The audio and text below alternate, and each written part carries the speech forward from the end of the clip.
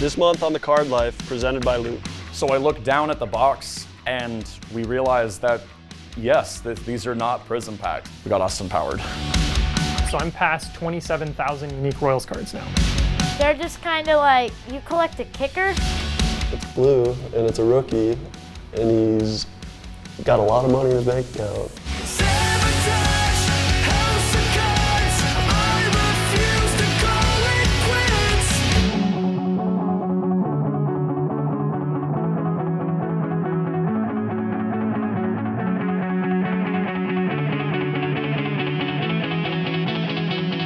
Welcome back to the Card Life presented by Loupe. I'm your host, Matt Strahm. And this month's show takes place in the city where my big league career began. We're talking sports cards in Kansas City. This month we'll show you some great card collections tied to KC. You'll see the largest collection of Royals cards in the world and the biggest collection of a Chiefs player, although it's not the player you would expect. We'll also open a box of cards from 2017 to see if I can pull a Patrick Mahomes rookie. Before we get started in Kansas City, we want to share the story behind the story of something that happened at the National in July. You may have seen the clip on social media of a 5-figure box of cards being opened, only to find packs inside barely worth the paper they were printed on. But we're about to learn that there's a lot more to the story than an unfortunate scam. My name is Jacob McNeely. I am the VP here at DSS Sports Cards here in Omaha, Nebraska. At the age of 9, I was in a juvenile detention center, and I was making pretty poor choices in my life, and we couldn't quite figure out how to make me get better in life. And there was an officer who told me that if I decided to change my life around, he would give me a pack of 2007 Topps every time I did well. And sure enough, I decided I was going to change it around. I opened a pack of 2007 Topps football, and that first card was Troy Polamalu, who happens to be my favorite player. And ever since, I've been hooked. DSS Coins and Bullion was the name of a business that has been operating for the past 25 years, and they decided they wanted to expand into sports cards. And I just happened to be a small-time flipping dealer that came in one day trying to sell $200 worth of cards, and I got to talking with the owner. One thing led to another, and I got hired. And then I've kind of worked my way up. In the past 6 months, I am now the VP of the company, and we have a great store. I'm their main buyer and their main seller, and I run to the shows, I do their content, and I have a great time doing it, and we're just generally enjoying everything about the sports card hobby that we love. I did it. I got my baby. 2012 Prism basketball product, which in my opinion is the most iconic basketball set of my generation. 2 rookie classes, 2011 and 2012 because of the lockout. You got Kobe Bryant autos are live in there. Kevin Durant autos in there, Steph Curry auto. It's an absurd set. This box, once we got it, it was just question marks at that point. Do we break it? Do we open it for fun? Do we sell it? Do we flip it? Do we stash it? There were so many options, so I kept keeping the box, and then I found out that I was going to be having the great opportunity to be at the National live on their stage. And I said, why not? Let's make a big splash. I got this box. Let's sell spots for this break of a 2012 Prism basketball box, the first year Prism with some iconic players. And what we did is we decided to break it up so that there's 30 teams and people would be purchasing for $400. You'd get a random spot. You would pick a number between 1 and 30. And you would get that team. And once we had those all sold, then it's a matter of just breaking it. The National Sports Card Convention happens once a year. This year it was held in New Jersey, and it was something like 1,600 tables, thousands and thousands of people in there. I've never seen anything like it. There are people on the stream that are watching, but I also had in front of me a good 100 people just staring at me. I had my boss right there. I had my friends, my family, people I've never met, professional athletes were standing right there watching me. 2012 Prism Hobby Basketball. We're gonna get 2 autos, we're gonna get 2 silvers. First year Prism, the most iconic set of our modern generation. The box itself is about a $14,000 box. It was theoretically a once-in-a-lifetime opportunity to be able to open that box. So the anticipation, I was jittery, I was excited. I was really happy for my consumers to be able to get the chance to get any cards from that box. Even the worst teams, you're getting the chance to open up a extremely expensive, very rare, and very iconic set in 2012 Prism. I was excited, can't even describe how much. 11 out of 10. This is the most expensive box I've ever broken. It's a $12,000 to $14,000 box. So I initially took the lid up and then looked to my side because I was looking at my boss like, oh my gosh, we're doing this. And then I looked down and just pure confusion at first. My first instinct was, my boss is messing with me. This isn't the box that I had. He somehow, when I wasn't looking, switched the box. So I looked down, and then I realized after a split second that there's no way that would have happened, because, you know, there's just no way he would have played that trick on me. So I looked down at the box, and we realized that, yes, these are not prism packs. This is, in fact, the exact box that we had, sealed to the T. I've had it for over 6 months, and there was Austin Powers cards in there. That's a, I'm like lawsuit, I haven't been this upset in a minute problem. The part that really threw me off was I never at once thought that this box wouldn't turn out the way it did. It looked legitimate. There was no signs of tampering to my professional eye, and I thought that it was A-okay, and that's what really exemplified how shocked I was when it happened, because there was not a part of me that thought that that was going to be anywhere near what my day was going to turn into. Yep, Kyle, it's going to be a lot of refunds. It's going to be a lot of refunds. I mean, I can't even describe to you the emotions I felt: disappointment, embarrassment, but also, you know, what am I going to do to make this right to the customers? These people spent their hard-earned money. A single spot was $400. Not everybody has $4, let alone $400 to spend on cards. So we needed to do something to make sure that this was made right to those consumers, because they didn't deserve to wait all of this time. Spent 3 months hyping up this break. They did not deserve to have that go unchecked and not leave with something. Let's do it. So we are no longer going to be doing 2012. We're going to be doing 2009 Topps basketball. We're going to take a $15,000 hit for you guys, because we love you guys. Stephen Curry Chrome rookies. The exact same teams are going to be there. We're going to do 2009 Topps instead. Ignore all the negativity. We're going to make this right. 2012 Prism, don't worry about it. We're going to do 2009 Topps instead. Guys, this is a $25,000 box. We decided to handle now, and later. And now meant us taking quite a large loss to the tune of about $30,000. There's a way to handle things, and there's a way to not handle things. And I think that there was many opportunities for me to scream. There was many opportunities for me to throw the box, many opportunities for me to cuss, many opportunities for me to throw my laptop. And honestly, I thought of that in that moment. I thought of, you know, I felt that heat. I felt that, oh my gosh, I'm so upset. And I felt in my head, remembering when I've been hurt before. And I remembered how I reacted. And I remembered how well I've been doing in my everyday life and how far I've come since I was 9 years old. I'm 24 years old. And I think I've been handling myself very, very well as an adult and as a young adult. And to be able to know that this is what I've been leading up to. I've been building my knowledge of sports cards, not necessarily a business, but my knowledge of sports cards and my love and passion for it since I was 9 years old. There is a chance that if I react incorrectly, that can all be crumbled. And I refuse to let that crumble. I have worked too hard.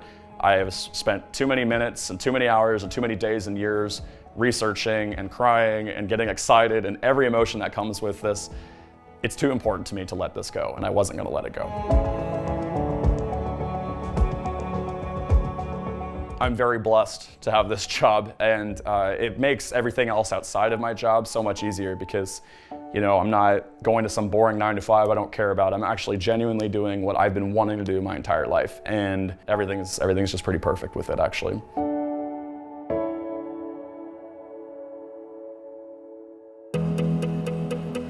Up next, we'll introduce you to the collector with the largest collection of Kansas City Royals cards in the world.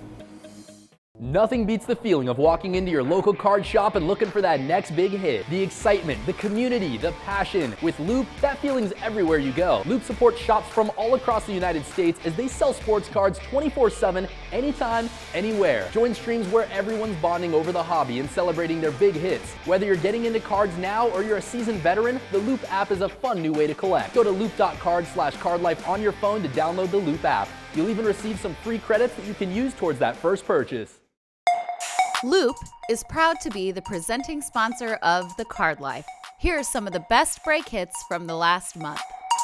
How about a little Trevor Lawrence to 10? T-Law to 10? D-Lambo, let's go! Oh my God, I'm sweating. Join the Loupe community now and receive free credits towards your first purchase at loupe.cards/cardlife. Loupe, a card show in your pocket.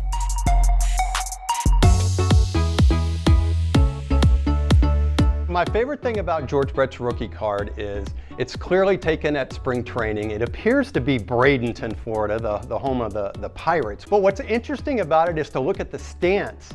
Now, he's not in the batter's box. In those days, there's sort of those posed looks, but he is in what would be his sort of stance, his comfort zone of how he holds the bat. And if you look at the way he's holding the bat, it looks nothing like the George Brett that would become the superstar and one of the greatest hitters of all time. That's because at this time, it was before he had really worked with Charlie Lau, the Royals' Major League batting coach, who really sort of changed George's entire approach at the plate and certainly his batting stance.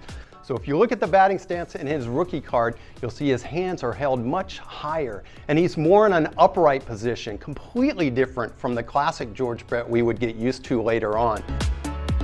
The Alex Gordon card is fascinating. It's his, you could technically call it his rookie card, although it was never supposed to be, and it was never supposed to ever be distributed. It was in 2006, before Alex would make his Major League debut. And the agreement between Topps and the Major League Baseball Players Association at the time was a player's card could not appear until he had appeared on a 25-man active roster and played in the big leagues. Well, in 2006, Alex Gordon hadn't done this, but somehow somebody at Topps overlooked this and it got into their main printing, and they printed hundreds of thousands of them before they realized their mistake. Only a few got into circulation. So there's full cards out there of this 2006 sort of rogue Alex Gordon card that should have never been. So it's very special to have that. But it's also very special to have all the ones they went out of their way to try to recapture all the cards. They got all the sheets together that they still had, and they made a huge punch hole that punched out the entire center of the card. So there's like these frame cards, hundreds of thousands of them out there that were at one time Alex Gordon cards, but they weren't after they realized that they weren't supposed to have them in that pack. That's two of the most famous Royals cards in history. In Lincoln, Nebraska, Ian Badir has those Royals cards and thousands more. So this shelf here is basically my collection. I've got my Alex Gordon collection here, I've got my Royals PC here, and then I've also got Royals autographs and relics here, and numbered cards there.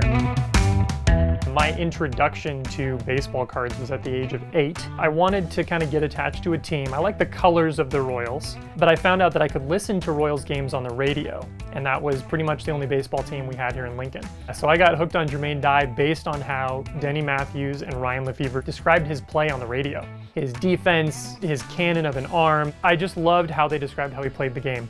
So Jermaine was my childhood favorite. He was the guy that I first started collecting. And then that introduction to, okay, I should collect the Royals, that came much, much later. That actually happened, I want to say in like 2018, 2019. So I obviously had plenty of Royals cards, but I didn't focus on collecting them. It was more of like, if I run into one, great, I'll put it in a pile. And I had a great friend, Matthew, on Twitter, and he was sharing all of his posts about getting Royals cards, but he was building all of it through trading with people. And to a person who doesn't have access to unlimited funds, trading is very, very attractive. So he and I would chat about, getting new Royals cards, and we started doing some trades with each other, and that encouraged me to start cataloging not just my Jermaine Dye and then what soon became my Alex Gordon collection, but cataloging my Royals collection as well. So we use this site called Trading Card Database, or TCDB for short. He would share his standing of the Royals rankings. He'd be like, hey guys, I'm the number 5 Royals collector on TCDB. I have 10,000 unique Royals cards. And I was like, whoa, they have stat tracking. That's really cool. Around 2019, I started trading there, and I'm coming up on almost 1,000 trades completed, and all of that has happened through that site. And that's really been what has driven the growth of my Royals collection. Alex Gordon, Evan Longoria, and Ryan Zimmerman, and like all mainstays for their team that would go on to have long, successful careers. After about, I want to say a year and a half, I got the number 1 spot. I think it was about 17,000 cards was the number that I was at the time when I hit number 1. So I'm past 27,000 unique Royals cards now. Relics really drive my enjoyment of trading cards in general. I love how it makes you connected to the game. And so you won't really see a whole lot of graded cards up here. I've never graded a single card in my life. And the reason is, if you take a really awesome relic card, like you take these deck of cards here and you wanted to find out how big of a slab your manufacturer could put around that, you're never going to be able to touch that piece of the game again while that card is in that slab. And for me, that's a trade-off I just don't want to pay money for. So for me with relic cards, I love to keep them just in standard holders where if you ever want to take your card out and get connected to that piece of the game again, you'll always have that option. This board up here is entirely Alex Gordon. Down here, you've got some in the name letter relics. These ones I love because what Alex does when he's swinging his bat is he'll rest that bat over his shoulder on his follow through. It will create a pine tar slash across his nameplate. And you'll see that pine tar slash right there on Gordon. So when they cut out his letters, you've got the pine tar now built into the back of his jersey. So I'm trying to get one of every type of card released of Alex Gordon that's not a one of one. I think right now, my collection just hit yesterday 91% complete on Alex Gordon. So out of his 3,000 or so cards that are out there, I have about 250 left to get. So I make my own custom cards. Leaf, as a lot of people are familiar with, doesn't carry a card license. So here they feature a card that's just got some wonderful relics on it. You got George Brett, Willie Wilson, Bo Jackson, and you've got some Cardinals on there as well. There's Albert Pujols, future Hall of Famer. This card looks great, except for the fact that there's no photos. Well, I can do something that Leaf can't because I live at home and I don't have any licenses and I don't have to sell this. So what I can do is I can make a template, slide it right over the top of that, and now I have a card featuring photos of the guys. I can even do my own color scheme and kind of upgrade that card without having to swap out or change anything of it.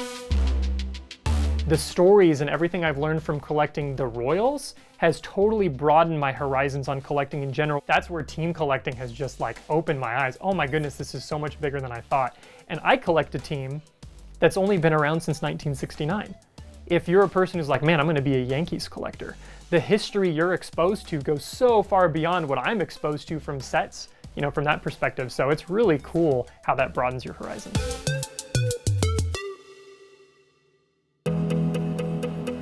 After the break, let's see if I can pull a Patrick Mahomes rookie card out of 2017 Donruss Elite. PristineAuction.com. It's baseball stuff, it's basketball, it's wrestling, it's Marvel stuff. Tatis, Patrick Mahomes, Wayne Gretzky, LeBron James, autographed Nick Adidas jersey, Mookie Betts, Muhammad Ali. Personal favorite thing on the site are the 10-minute auctions. You can bid on the item for only 10 minutes. Highest bidder wins. It's free to register, free to bid. Sign up today, PristineAuction.com.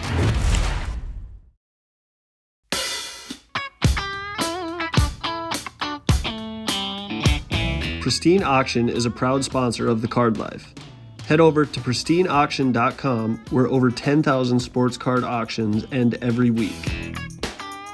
So obviously, based around Kansas City here, it's only right that we go Mahomes hunting. So we have a 2017 Donruss Elite box here. So guaranteed 2 autographs, 1 pen pal, and 3 rookie parallels. Alrighty, no turning back. Jameis Winston. And our first auto is DeMarco Murray, numbered 20. Coleman, Tom Brady. Any card of Tom Brady is always good. Hey, there we go. At least it's a Kansas City Chief here on the Kansas City show. Travis Kelce to 15, I think. Yeah, 6 of 15. It's blue, and it's a rookie, and he's got a lot of money in his bank account. TJ Watt to 90. That's sick.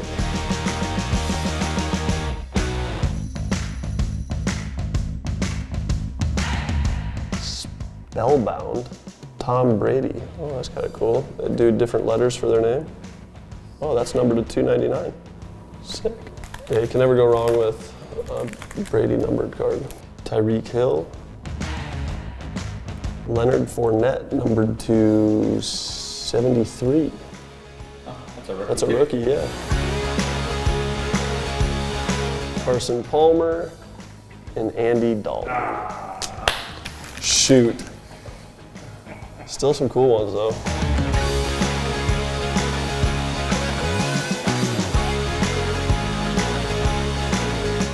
Nothing beats the feeling of walking into your local card shop and looking for that next big hit. The excitement, the community, the passion. With Loupe, that feeling's everywhere you go. Loupe supports shops from all across the United States as they sell sports cards 24/7, anytime, anywhere. Join streams where everyone's bonding over the hobby and celebrating their big hits. Whether you're getting into cards now or you're a seasoned veteran, the Loupe app is a fun new way to collect. Go to loupe.card/cardlife on your phone to download the Loupe app. You'll even receive some free credits that you can use towards that first purchase.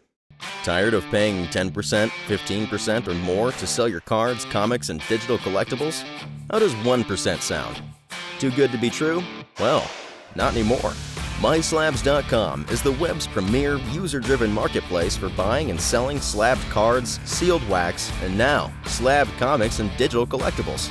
So the next time you're forced to pay 10% or more to sell something from your collection, head over to MySlabs.com and join the 1% revolution.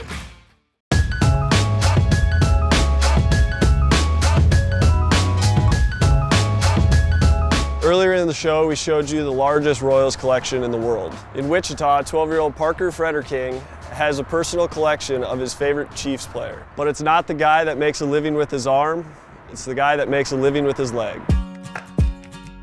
I am Parker Frederking. I am 12 years old and I live in Wichita, Kansas. I have my Inside the Numbers Black 101. Parker picked the focus of his collection after a big moment at one of his first games at Arrowhead. I watched Butker kick the go-ahead field goal, and ever since I've been collecting cards. I discovered that he was Catholic, and I go to a Catholic school, and it's kind of cool to know that Butker's also Catholic.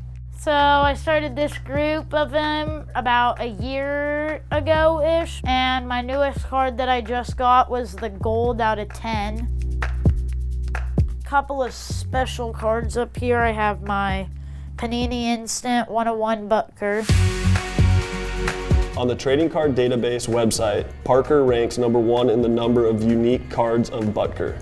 I'm in first with around like 120 some cards. What reaction does he get when he tells people who he PCs? They're just kind of like, you collect a kicker?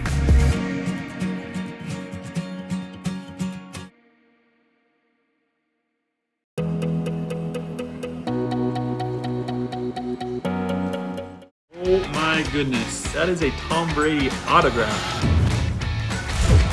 Oh my, 1 of 1 diamond LaMelo Ball rookie. That's a hit. Wow, that's a big card, guys. Oh, quarterback, Joey Burrow. Yes, please, out of the first box. Oh, sick. Mike Trout, on-card autograph, 9.5, autograph grade 10. Loupe is proud to be the presenting sponsor of The Card Life. Here are some of the best break hits from the last month. Oh! Wow. What? Hold up. What? Hold up. Hold up. Hold up. Hold up. Stop it. 3 of 5. Oh, 3 wow. of 5, bro. Oh, 1 of 1. Logo man of Juan Soto. Let's go.